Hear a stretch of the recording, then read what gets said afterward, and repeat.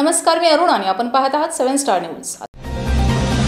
6 जुलै रोजी आषाढी शुद्ध प्रतिपदा श्री क्षेत्र कडेपठार येथे सालाबादप्रमाणे याही वर्षी मोठ्या उत्साहात गणपूजा उत्सव कडेपठार गडावर संपन्न झाला। या आषाढ शुद्ध प्रतिपदेला भगवान शंकर कडेपठारावर अवतरले तेव्हा सर्व देवगणांनी त्यांची भंडाऱ्याने पूजा केली। तोच हा उत्सव गणपूजा। सर्व देवगणांनी केलेली पूजा म्हणजेच गणपूजा। तेव्हापासून ही गणपूजा म्हणून ओळखली जाते। तसेच प्रतिवार्षिक ती केली जाते। मंदिरातील लिंगावर रात्री मानाच्या पूजा झाल्यानंतर लिंगावर भंडारा वाहण्यात आला। गावकरी मानकरी भाविक आपापल्या लिंगावर पूर्ण भंडाराच्या राशी उभ्या राहतात।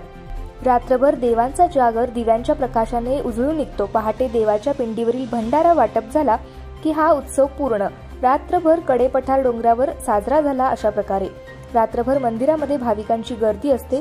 पिंडीवरील वाटप झालेला भंडारा भाविक आपल्या घरी वर्षभर अंगारा रूपात लावण्यासाठी घेऊन जातात। प्रवीण आवळे, 7 स्टार न्यूज, जेजुरी।